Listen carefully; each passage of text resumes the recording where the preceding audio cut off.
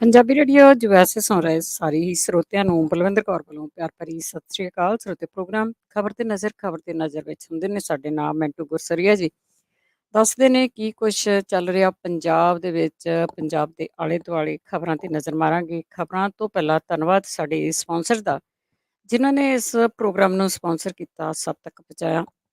ਟਰਕੀਆਣਾ immigration law firm 4159090503, Khalsa insurance agency 4082722500, Krishan Dhanota ji ਜੋਬਾ ਸੇਰੀ, Baljinder Singh Nijjar Woodland, GN lube and truck wash ਵਾਲੇ oil change ਵੀ ਕਰਦੇ ਨੇ, ਏਅਰ ਬ੍ਰੇਕ ਦਾ ਕੰਮ ਤੇ ਨਵੇਂ ਪੁਰਾਣੇ ਟਾਇਰ ਵੀ ਹੁੰਦੇ ਨੇ। ਸੈਂਟਾਨੇਲਾ ਤੇ ਮਡੇਰਾ ਦੇ ਵਿੱਚ ਇਹਨਾਂ ਦੀਆਂ 2 ਲੋਕੇਸ਼ਨਾਂ। ਨਿਮਾ ਸੋਤਾ ਜੀ ਨੂੰ ਕਾਲ ਕਰ ਸਕਦੇ ਹੋ 2092770113। ਵੈਸਟ ਕੋਸਟ ਟਰੱਕ ਸਕੂਲ ਵਾਲੇ ਅਜੀਤ ਅਟਵਾਲ ਜੀ 5593744541। ਆਪ ਸਭ ਦਾ ਬਹੁਤ ਬਹੁਤ ਧੰਨਵਾਦ ਕਰਦੇ ਹਾਂ। ਪ੍ਰੋਗਰਾਮਾਂ ਨੂੰ ਸਪਾਂਸਰ ਕਰਦੇ ਹੋ, ਸਭ ਤੱਕ ਪਹੁੰਚਾਉਂਦੇ ਹੋ, ਬਹੁਤ ਬਹੁਤ ਧੰਨਵਾਦ। ਸਾਡੇ ਨਾਲ ਜੁੜ ਚੁੱਕੇ ਨੇ ਮਿੰਟੂ ਜੀ, ਸਤਿ ਸ਼੍ਰੀ ਅਕਾਲ, ਸਵਾਗਤ ਹੈ ਜੀ। ਜੀ ਸ਼ੁਕਰੀਆ ਜੀ, ਸਾਰਿਆਂ ਨੂੰ ਸਤਿ ਸ੍ਰੀ ਅਕਾਲ ਜੀ। ਸਤਿ ਸ਼੍ਰੀ ਅਕਾਲ ਜੀ। ਤੇ ਕੁਛ ਕੁ ਪੰਜਾਬ ਦੀਆਂ ਉੱਪਰ ਥੱਲੇ ਹੁੰਦੀਆਂ ਸਥਿਤੀਆਂ ਤੇ ਗੱਲਬਾਤ ਕਰਾਂਗੇ। ਚੰਡੀਗੜ੍ਹ ਨਿਗਮ ਦੀ ਚੋਣ ਦੇ ਵਿੱਚ ਜਿਹੜੀ ਆਮ ਆਦਮੀ ਪਾਰਟੀ ਆ ਉਹਦੀ ਬੱਲੇ ਬੱਲੇ ਹੋਈ ਹੈ। ਹਾਂਜੀ ਹਾਂਜੀ, ਤੇ ਜਿਹੜੇ ਆਮ ਆਦਮੀ ਪਾਰਟੀ ਦੇ ਸਪੋਰਟਰ ਹੈ, ਤੇ ਸਪੋਰਟਰ ਵੀ ਇਹਨਾਂ ਦੇ ਧਾਕੜ ਹੀ ਹੁੰਦੇ ਆ, ਬੜੇ ਮਤਲਬ ਕਿ ਠੋਕਵੇਂ ਕਹਿ ਲਓ। ਤੇ ਉਹਨਾਂ ਵਾਸਤੇ ਤੇ ਅੱਜ ਜਿਵੇਂ ਉਹ ਗਾਣਾ ਸੀ ਨਾ, ਅੱਜ ਦਿਨ ਖੁਸ਼ੀਆਂ ਦਾ ਚੜਿਆ, ਵੀ ਅੱਜ ਦਿਨ ਖੁਸ਼ੀਆਂ ਦਾ ਚੜਿਆ, ਇਹਨਾਂ ਵਾਸਤੇ ਤੇ ਦਿਨ ਖੁਸ਼ੀਆਂ ਵਾਲਾ ਚੜਿਆ, ਕਿਉਂਕਿ ਚੰਡੀਗੜ੍ਹ ਦੇ ਵਿੱਚ ਸਫਲਤਾ ਦਰਜ ਕੀਤੀ ਆ, ਕਾਮਯਾਬੀ ਹਾਸਲ ਕੀਤੀ ਆ। ਮੁਹਾਲੀ 'ਚ ਉਹਦੀ ਤੋਤੀ ਬੋਲੀ ਆ, ਮਤਲਬ ਕਿ ਮੁਹਾਲੀ ਦੇ ਸਾਬਕਾ ਮੇਅਰ ਕੁਲਵੰਤ ਸਿੰਘ, ਉਹਨਾਂ ਨੇ ਅੱਜ ਦੇਰ ਸ਼ਾਮ ਆਮ ਆਦਮੀ ਪਾਰਟੀ ਜੁਆਇਨ ਕਰ ਲਈ। ਇੱਕ ਧੜੱਲੇਦਾਰ ਕੈਂਡੀਡੇਟ ਮਿਲ ਗਿਆ ਮੁਹਾਲੀ ਤੋਂ, ਇਹਨੂੰ ਕਹਿੰਦੇ ਆ ਨਾਲੇ ਚੋਪੜੀਆਂ ਤੇ ਨਾਲੇ ਦੋ ਇੱਕੋ ਦਿਨ। ਇੱਕ ਤਰ੍ਹਾਂ ਨਾਲ ਕਹਿ ਲਓ ਕਿ ਭਾਜਪਾ ਦੀ ਕੰਡ ਲਾ ਦਿੱਤੀ ਚੰਡੀਗੜ੍ਹ ਦੇ ਵਿੱਚ, ਤੇ ਗੁਆਂਢੀ ਸ਼ਹਿਰ ਮੁਹਾਲੀ ਦੇ ਵਿੱਚ ਇੱਕ ਐਸਾ ਕਾਰੋਬਾਰੀ, ਐਸਾ ਸਿਆਸਤਦਾਨ ਲਿਆਂਦਾ ਪਾਰਟੀ ਦੇ ਵਿੱਚ, ਜਿਹੜਾ ਕਿ ਇੱਕ ਤਰ੍ਹਾਂ ਨਾਲ ਕਹਿ ਲਓ ਕਿ ਐਸਟ ਸਾਬਤ ਹੋ ਸਕਦਾ ਇਹਨਾਂ ਦੇ ਵਾਸਤੇ। ਤਾਂ ਖੈਰ, ਜਿਵੇਂ ਹੀ ਅੱਜ ਵੋਟਾਂ ਦੀਆਂ ਜਿਹੜੀਆਂ ਸੀਗੀਆਂ ਪੋਟਲੀਆਂ ਉਹ ਖੁੱਲੀਆਂ, ਉਹਨਾਂ ਦੇ ਵਿੱਚੋਂ ਜਿਹੜੀ ਆਵਾਜ਼ ਆਈ, ਆਂਦੇ ਆਵਾਜ਼ ਖਲਕਤ ਨਵਾਰਾ ਖੁਦਾ। ਸੋ ਆਵਾਜ਼ ਜਦੋਂ ਆਈ ਖਲਕਤ ਦੀ, ਤਾਂ ਵਾਕਿਆ ਹਿਲਾ ਦੇਣ ਵਾਲਾ ਸੀਗਾ ਮਾਜਰਾ, ਕਿਉਂਕਿ ਚੰਡੀਗੜ੍ਹ ਨੂੰ ਆਪਾਂ ਦੇਖਿਆ ਵਾ, ਚੰਡੀਗੜ੍ਹ ਹੋਇਆ ਜਾਂ ਦਿੱਲੀ ਹੋਇਆ, ਇਹਨਾਂ ਦੇ ਵੋਟਰ ਦੀ ਤਬੀਅਤ ਥੋੜੀ ਜਿਹੀ ਜੁਦਾ ਹੈ। ਉਹ ਹੋਰ ਤਬੀਅਤ ਦੇ ਨਾਲ ਵੋਟ ਕਰਦੇ ਆ। ਜਿਵੇਂ ਦਿੱਲੀ ਦਾ ਵੋਟਰ ਅਸੈਂਬਲੀ ਵਾਸਤੇ, ਆਪਣੀ ਅਸੈਂਬਲੀ ਵਾਸਤੇ ਅਰਵਿੰਦ ਕੇਜਰੀਵਾਲ ਨੂੰ ਠੋਕ ਕੇ ਵੋਟ ਕਰਦਾ, ਪਰੰਤੂ ਲੋਕ ਸਭਾ ਵਾਸਤੇ ਭਾਰਤੀ ਜਨਤਾ ਪਾਰਟੀ ਨੂੰ ਬੜੀ ਠੋਕਵੀਂ ਵੋਟ ਕਰਦਾ ਹੈ। ਤਾਂ ਇਸੇ ਤਰ੍ਹਾਂ ਜੇ ਤੁਸੀਂ ਦੇਖੋਗੇ ਤਾਂ ਆਮ ਤੌਰ ਤੇ ਕਾਂਗਰਸ ਤੇ ਭਾਜਪਾ ਚੰਡੀਗੜ੍ਹ ਦੇ ਵਿੱਚ ਇਹੀ ਉੱਤੋਂ ਥੱਲੇ ਹੁੰਦੇ ਆ, ਪਰ ਐਤਕੀ ਬਿਲਕੁਲ ਹੀ ਜੁਦਾ ਸੀਗਾ ਨਤੀਜਾ। ਜਿਵੇਂ ਜਿਵੇਂ ਰਿਜ਼ਲਟ ਆਉਣੇ ਸਟਾਰਟ ਹੋਏ, ਇਹਨਾਂ ਦਾ ਮੇਅਰ ਵੀ ਹਾਰ ਗਿਆ, ਹਿਸਾਬ ਲਾ ਲਓ, ਇਹਨਾਂ ਦਾ ਮੇਅਰ ਵੀ ਹਾਰ ਗਿਆ, ਡਿਪਟੀ ਮੇਅਰ ਵੀ ਹਾਰ ਗਿਆ, ਔਰ ਮੇਰੇ ਖਿਆਲ ਦੇ ਨਾਲ ਇਹਨਾਂ ਦਾ ਜਿਹੜਾ ਸਟੇਟ ਦਾ ਹੈਡ ਸੀਗਾ ਉੱਥੇ ਦਾ, ਉਹ ਵੀ ਹਾਰ ਗਿਆ। ਤਾਂ ਬਹੁਤ ਵੱਡੇ ਵੱਡੇ ਫੇਸ ਜਿਹੜੇ ਸੀਗੇ ਉਹ ਮਾਤ ਖਾ ਗਏ। ਜਦੋਂ ਵੱਡੇ ਵੱਡੇ ਇਸ ਤਰ੍ਹਾਂ ਦੇ ਫੇਸ ਮਾਤ ਖਾ ਜਾਂਦੇ ਆ ਤਾਂ ਫਿਰ ਝਟਕਾ ਕਹਿੰਦੇ ਇਹਨੂੰ, ਜ਼ੋਰ ਕਾ ਝਟਕਾ ਧੀਰੇ ਸੇ ਲੱਗ ਰਹੇ। ਤਾਂ ਧੀਰੇ ਸੇ ਜਦੋਂ ਲੱਗਿਆ ਤਾਂ ਨਤੀਜਾ ਜਿਹੜਾ ਸੀਗਾ ਉਹ ਅੰਤ ਦੇ ਵਿੱਚ ਕੁਝ ਇਸ ਤਰ੍ਹਾਂ ਭੁਗਤਿਆ। 35 ਸੀਟਾਂ ਨੇ ਜੀ ਕੁੱਲ ਮਿਲਾ ਕੇ ਉੱਥੇ, 35 ਚੋਂ 14 ਲੈ ਗਏ ਇਹ ਆਮ ਆਦਮੀ ਪਾਰਟੀ ਵਾਲੇ, ਆਮ ਜਿਹੇ ਬੰਦੇ, ਤੇ 14 ਇਹ ਲੈ ਗਏ। ਤੇ ਫਿਰ ਇਸ ਤੋਂ ਇਲਾਵਾ ਭਾਜਪਾ ਜਿਹੜੀ ਸੀ ਉਹ ਟਿਕ ਗਈ ਦਰਜਨ ਤੇ, ਦਰਜਨ 12 ਉਹਨਾਂ ਦੇ ਕੋਲ, 14 ਤੇ 12 26, 26 ਤੇ 8 ਜਿਹੜੀ ਸੀ ਉਹ ਕਾਂਗਰਸ ਲੈ ਗਈ, 26 ਤੇ 8 34। ਇੱਕ ਜਿਹੜੀ ਸੀਗੀ ਉਹ ਸੀਟ ਲੈ ਗਿਆ ਆਪਣਾ ਸ਼੍ਰੋਮਣੀ ਅਕਾਲੀ ਦਲ ਬਾਦਲ। ਸੋ ਇੱਕ ਉਹ ਲੈ ਗਏ ਜਿਹੜੇ ਕਿ ਆਪਣੇ ਪੰਥਕ ਪਾਰਟੀ ਵਾਲੇ ਨੇ। ਤਾਂ ਕੁੱਲ ਮਿਲਾ ਕੇ ਹੋ ਗਏ 35। ਪਰ ਹੁਣ ਇੱਥੇ ਪੇਚ ਕਸੂਤਾ ਫਸ ਗਿਆ। ਕਸੂਤਾ ਇਉਂ ਫਸ ਗਿਆ ਕਿ ਕਿਸੇ ਕੋਲ ਬਹੁਮਤ ਨਹੀਂ ਹੈ। ਵੈਸੇ ਜੇ ਤੁਸੀਂ ਦੇਖੋਗੇ ਆਮ ਆਦਮੀ ਪਾਰਟੀ ਕੋਲ ਉਹਨਾਂ ਨੇ ਗੇਨ ਹੀ ਗੇਨ ਕੀਤਾ, ਉਹਨਾਂ ਨੇ ਹਾਸਲ ਹੀ ਹਾਸਲ ਕੀਤਾ। 2016 ਦੇ ਵਿੱਚ ਕੁਛ ਵੀ ਨਹੀਂ, 0 ਨਿਲ। ਤੇ ਅੱਜ ਉਹਨਾਂ ਦਾ ਵੋਟ ਪਰਸੈਂਟ ਹੈ ਜਿਹੜਾ ਉਹ ਭਾਜਪਾ ਦੇ ਨਾਲੋਂ ਕਿਤੇ ਉੱਤੇ ਆ। ਭਾਜਪਾ ਦਾ ਜਿਹੜਾ ਵੋਟ ਬੈਂਕ ਆ, ਵੋਟ ਸ਼ੇਅਰ ਆ, ਬਹੁਤ ਥੱਲੇ ਡਿੱਗਿਆ। ਕਾਂਗਰਸ ਦਾ ਵੀ ਵਧਿਆ, ਅਕਾਲੀ ਦਲ ਬਾਦਲ ਦਾ ਵੀ ਮੇਰੇ ਖਿਆਲ ਦੇ ਨਾਲ ਘਟਿਆ। ਤਾਂ ਕੁੱਲ ਮਿਲਾ ਕੇ ਤੁਸੀਂ ਕਹਿ ਸਕਦੇ ਹੋ ਕਿ ਆਮ ਆਦਮੀ ਪਾਰਟੀ ਨੇ ਖੱਟੀ ਤਾਂ ਬਹੁਤ ਵੱਡੀ ਖੱਟੀ ਆ, ਪਰ ਹਾਲੇ ਗੇਮ ਖਤਮ ਨਹੀਂ ਹੋਈ। ਗੇਮ ਤੁਹਾਨੂੰ ਪਤਾ ਹੀ ਆ ਕਿ ਕਿਸ ਤਰ੍ਹਾਂ ਇਹ ਬਦਲ ਦਿੰਦੇ ਨੇ। ਚੰਡੀਗੜ੍ਹ ਪੂਰੇ ਇੰਡੀਆ ਦੀ ਜੇ ਮੀਡੀਆ ਨੂੰ ਵੇਖੀ ਆਪਾਂ ਤਾਂ ਨਿਗਮ ਦੇ ਇਸ ਨਤੀਜੇ ਨੂੰ ਕਵਰ ਕੀਤਾ ਜਾ ਰਿਹਾ। ਔਰ ਮੈਂ ਬਹੁਤ ਸਾਰੇ ਵਿਸ਼ਲੇਸ਼ਕ ਦੇਖੇ ਆ ਜਿਹੜੇ ਕੌਮੀ ਪੱਧਰ ਤੇ ਹਰੇਕ ਸਟੇਟ ਦੀ ਚੋਣ ਨੂੰ, ਛੋਟੀ ਤੋਂ ਛੋਟੀ ਚੋਣ ਨੂੰ, ਚਾਹੇ ਜ਼ਿਮਨੀ ਚੋਣ ਹੀ ਕਿਉਂ ਨਾ ਹੋਵੇ, ਬਹੁਤ ਕਲੋਜ਼ਲੀ ਵਾਚ ਕਰਦੇ ਆ ਜਿਹੜੇ ਲੋਕ। ਤਾਂ ਉਹਨਾਂ ਵਿਸ਼ਲੇਸ਼ਕਾਂ ਨੇ ਵੀ ਇਸ ਗੱਲ ਤੇ ਹੈਰਤ ਅੰਗੇਜ਼ਤਾ ਜਤਾਈ ਆ, ਤਾਜ਼ੁਬ ਜਤਾਇਆ ਕਿ ਬਹੁਤ ਕਹਿ ਲਓ ਕਿ ਨਤੀਜੇ ਜਿਹੜੇ ਭਾਜਪਾ ਲਈ ਸੱਟ ਮਾਰੂ ਆ। ਪਰ ਜਿਵੇਂ ਫਿਤਰਤ ਹੈ ਭਾਜਪਾ ਦੀ, ਜਿਵੇਂ ਉਹਨਾਂ ਦੀ ਜੋੜ ਤੋੜ ਦੇ ਵਿੱਚ ਮੁਹਾਰਤ ਹੈ, ਪਤਾ ਕੋਈ ਨਹੀਂ ਜੇ ਤੇ ਆਮ ਆਦਮੀ ਪਾਰਟੀ ਤੇ ਕਾਂਗਰਸ ਵਾਲੇ ਰਲ ਜਾਣ ਫਿਰ ਤੇ ਕੋਈ ਖਤਰਾ ਨਹੀਂ। ਤੇ ਜੇ ਮੰਨ ਲਓ ਇਹ ਵਿੱਚ ਵਿਚਾਲੇ ਗੱਲ ਫਸਦੀ ਹੈ ਤੇ ਫਿਰ ਅਮਿਤ ਸ਼ਾਹ ਤੁਹਾਨੂੰ ਪਤਾ ਹੀ ਹੈ, ਇੱਕ ਫੋਨ ਉੱਤੇ ਗੇਮ ਘੁੰਮਦੀ ਆ ਤੇ ਫਿਰ ਅਮਿਤ ਸ਼ਾਹ ਹੋਰੀ ਜਿਹੜੇ ਆ ਉਹ ਜੋੜ ਤੋੜ ਕਰ ਲੈਂਦੇ ਆ। ਸੋ ਉਹਨਾਂ ਨੂੰ ਚਾਹੀਦੇ ਆ 6, ਇਹਨਾਂ ਨੂੰ ਚਾਹੀਦੇ 4। ਮਤਲਬ 2 ਮੈਚ ਹੋ ਰਹੇ ਆ, ਦੋਵਾਂ ਦੇ ਬੈਟਸਮੈਨ ਜਿਹੜੇ ਆ ਲਾਸਟ ਬਾਲ ਤੇ ਆ। ਇੱਕ ਨੂੰ ਚਾਹੀਦਾ ਚੌਕਾ, ਇੱਕ ਨੂੰ ਚਾਹੀਦਾ ਛੱਕਾ। ਹੁਣ ਦੇਖੋ ਕਿਹਦਾ ਵੱਜਦਾ ਚੌਕਾ ਜਾਂ ਛੱਕਾ। ਦੇਖੋ ਭਾਜਪਾ ਵਾਲੇ ਕਿਹਨੂੰ ਕਿਹਨੂੰ ਖਰੀਦਦੇ ਆ, ਤੁਹਾਨੂੰ ਪਤਾ ਗੇਮ ਕਿਵੇਂ ਚੇਂਜ ਕਰਦੇ ਆ, ਬੜਾ ਕੁਛ ਹੋ ਜਾਂਦਾ ਆ। ਤੇ ਅੱਗੇ ਭਾਜਪਾ ਕੈਪਟਨ ਤੇ ਢੀਂਡਸਾ ਦੀਆਂ ਪਾਰਟੀਆਂ ਦਾ ਗੱਠਜੋੜ ਹੋਂਦ ਵਿੱਚ ਆਇਆ। ਹਾਂਜੀ ਹਾਂਜੀ ਹਾਂਜੀ, ਅਖੀਰ ਸਾਰੀਆਂ ਰਸਮਾਂ ਪੂਰੀਆਂ ਹੋ ਗਈਆਂ। ਇਹ ਬੈਠੇ ਸਨ, ਜਦੋਂ ਬੈਠੇ ਸੀ ਅਮਿਤ ਸ਼ਾਹ ਦੇ ਨਾਲ, ਅਮਿਤ ਸ਼ਾਹ ਵਿੱਚ ਮਚਾ ਲਿਆ ਜਿੱਦਾਂ ਅਮਰੀਸ਼ ਪੁਰੀ ਸਿੰਘਾਸਨ ਤੇ ਬੈਠਾ ਹੁੰਦਾ ਕਿਸੇ ਫਿਲਮ ਦੇ ਵਿੱਚ। ਇਹ ਆਲੇ ਦੁਆਲੇ ਬੈਠੇ ਸ਼ੋਹੀ ਮੋਈ ਮੈਂ ਡਰਦੀ ਰੱਬ ਰੱਬ ਕਰਦੀ ਤੇ ਲੋਕੀ ਕਹਿੰਦੇ ਸ਼ੋਹੀ ਮੋਈ। ਇਹ ਬੈਠੇ ਹੋਏ ਨੇ, ਫੋਟੋਆਂ ਵਾਇਰਲ ਹੋਈਆਂ, ਲੋਕੀ ਕਹਿੰਦੇ ਵਧਾਈਆਂ ਹੋਣ, ਨਵੇਂ ਸਾਕ ਸਹੇੜੇ ਆ, ਵਧਾਈਆਂ ਹੋਣ। ਤਾਂ ਦੇਖੋ ਇਹ ਪਤਾ ਹੀ ਸੀਗਾ ਇਹਨਾਂ ਨੇ ਜਾਣਾ ਹੀ ਆ, ਇਕੱਠਿਆਂ ਜਾਣਾ। ਪਰ ਬਾਅਦ ਦੇ ਵਿੱਚ ਜੋ ਅਨਾਉਂਸਮੈਂਟ ਕੀਤੀ ਹੈ ਇਹਨਾਂ ਨੇ, ਉਹ ਅਨਾਉਂਸਮੈਂਟ ਕੁਝ ਇਸ ਤਰ੍ਹਾਂ ਦੀ ਹੈ, ਮੈਂ ਥੋੜੀ ਜਿਹੀ ਕੋਟ ਕਰ ਦਿੰਦਾ ਕਿਉਂਕਿ ਇੱਥੇ ਜਿਹੜੇ ਪੰਜਾਬ ਮਾਮਲਿਆਂ ਦੇ ਇੰਚਾਰਜ ਨੇ ਉਹ ਇਹਨਾਂ ਦੇ ਕੇਂਦਰੀ ਮੰਤਰੀ ਹੈ ਸ਼ੇਖਾਵਤ ਸਾਹਿਬ। ਮੇਰੇ ਖਿਆਲ ਦੇ ਨਾਲ ਰਾਜਸਥਾਨ ਚੋਂ ਆਉਂਦੇ ਨੇ ਸ਼ਾਇਦ। ਰਾਜਸਥਾਨ ਚ ਜੇ ਆਉਂਦੇ ਤੇ ਵੀ ਅਜੀਬ ਇਤਫਾਕ ਹੋਏਗਾ ਕਿ ਕਾਂਗਰਸ ਦੇ ਜਿਹੜੇ ਮਾਮਲਿਆਂ ਦੇ ਇੰਚਾਰਜ ਨੇ ਉਹ ਵੀ ਇਹ ਰਾਜਸਥਾਨ ਤੋਂ ਹੀ ਆਉਂਦੇ ਆ, ਜਿਹੜੇ ਹਰੀਸ਼ ਚੌਧਰੀ ਆ। ਸੋ ਇਹ ਵਾਕਿਆ ਹੀ ਮੈਂ ਕਹੂੰਗਾ ਕਿ ਅਜੀਬ ਜਿਹਾ ਇਤਫਾਕ ਹੈ। ਖੈਰ ਦੇਖ ਲੈਂਦੇ ਆ ਕਿ ਉਹ ਕਿੱਥੋਂ ਦੇ ਰਹਿਣ ਵਾਲੇ, ਪਰ ਇੱਕ ਮੈਨੂੰ ਦਿਲਚਸਪ ਲੱਗਿਆ ਕਿ ਵੀ ਸ਼ਾਇਦ ਰਾਜਸਥਾਨ ਤੋਂ ਨਾ ਹੋਣ। ਤਾਂ ਖੈਰ ਜਿਹੜੀ ਗੱਲ ਇਹਨਾਂ ਨੇ ਕਹੀ ਹੈ ਉਹ ਤੇ ਕੁਝ ਇਸ ਤਰ੍ਹਾਂ ਦੀ ਹੈ ਕਿ ਭਾਈ ਅਸੀਂ ਜਿਹੜਾ ਸੀਟਾਂ ਦਾ ਫਾਰਮੂਲਾ, ਮਤਲਬ ਕਿ ਜੋ ਅਸੀਂ ਸੀਟਾਂ ਵੰਡਾਂਗੇ ਆਪੋ ਵਿੱਚ ਦੀ, ਉਹ ਬਾਅਦ ਚ ਤੈਅ ਕਰਾਂਗੇ। ਹਾਲ ਦੀ ਘੜੀ ਇਹਨਾਂ ਨੇ ਨਹੀਂ ਕੁਝ ਕਿਹਾ, ਵੈਸੇ ਉਹ ਸਾਫ਼ ਹੈ ਫਾਰਮੂਲਾ ਕੁਝ ਇਸ ਕਿਸਮ ਦਾ ਹੈ ਕਿ ਤਕਰੀਬਨ 70-75 ਜਿਹੜੀਆਂ ਭਾਰਤੀ ਜਨਤਾ ਪਾਰਟੀ ਆਪਣੇ ਕੋਲ ਸੀਟਾਂ ਰੱਖੇਗੀ ਤੇ ਕੋਈ 25-30 ਜਿਹੜੀਆਂ ਉਹ ਅਮਰਿੰਦਰ ਸਿੰਘ ਦੀ ਪਾਰਟੀ ਨੂੰ, ਔਰ ਬਾਕੀ ਜਿਹੜੀਆਂ ਬਚੀਆਂ ਉਹ ਜਿਹੜੇ ਬਹੁਤ ਅਕਾਲੀ ਦਲ ਦੇ ਪੁਰਾਣੇ ਲੀਡਰ ਆ ਤੇ ਹੁਣ ਆਪਣਾ ਅਕਾਲੀ ਦਲ ਬਣਾਈ ਬੈਠੇ, ਅਕਾਲੀ ਦਲ ਸੰਯੁਕਤ ਢੀਂਡਸਾ ਸਾਹਿਬ। ਤਾਂ ਢੀਂਡਸਾ ਸਾਹਿਬ ਨੂੰ ਉਹ ਬਚੀਆਂ ਖੁਚੀਆਂ ਜਿਹੜੀਆਂ ਸੀਟਾਂ ਦੇ ਦਿੱਤੀਆਂ ਜਾਣਗੀਆਂ।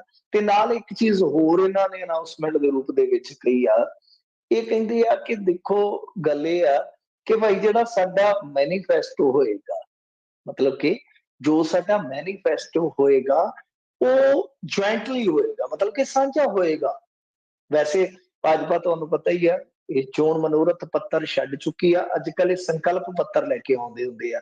ਤਾਂ ਹੁਣ ਦੇਖਣਾ ਹੋਏਗਾ, ਪਰ ਇਹਦੇ ਵਿੱਚ ਇਹਨਾਂ ਨੇ ਕੁਝ ਚੀਜ਼ਾਂ ਝਲਕਾਰੇ ਦੇ ਰੂਪ ਦੇ ਵਿੱਚ ਦੱਸੀਆਂ ਨੇ ਕਿ ਨੰਬਰ 1 ਅਸੀਂ ਸਿੱਖਾਂ ਦੇ ਮੱਦੇ ਨਜ਼ਰ ਵਿੱਚ ਸ਼ਾਮਲ ਕਰਾਂਗੇ ਨੁਕਤੇ। ਇਸ ਤੋਂ ਇਲਾਵਾ ਐਸੀ ਭਾਈਚਾਰੇ ਦਾ ਜ਼ਿਕਰ ਆ, ਕੁਝ ਸ਼ਾਇਦ ਵਪਾਰੀ ਵਰਗ ਵਾਸਤੇ ਵੀ ਹੋਵੇ। ਤਾਂ ਸਿੱਖਾਂ ਦਾ ਜ਼ਿਕਰ ਆਉਂਦਿਆਂ ਸਾਰੀ ਇੱਕ ਹੋਰ ਅਪਡੇਸ਼ਨ ਜਿਹੜੀ ਹੈ ਉਹ ਜ਼ਹਿਨ ਦੇ ਵਿੱਚ ਆਉਂਦੀ ਹੈ ਕਿ ਨਰਿੰਦਰ ਮੋਦੀ ਜੀ 5 ਜਨਵਰੀ ਨੂੰ ਆ ਰਹੇ ਆ ਪੰਜਾਬ ਦੇ ਵਿੱਚ, ਦੌਰਾ ਫਿਕਸ ਹੋ ਗਿਆ। ਤੇ ਹੁਣ ਦੇਖੋ ਕਿੰਨਾ ਕੁ ਵੱਡਾ ਐਲਾਨ ਕਰਦੇ ਆ ਪੰਜਾਬ ਵਾਸਤੇ। ਤਾਂ ਬਹਰਹਾਲ ਗਜੇਂਦਰ ਸਿੰਘ ਸ਼ੇਖਾਵਤ ਵਾਕਿਆ ਹੀ ਰਾਜਸਥਾਨ ਤੋਂ ਹੈ।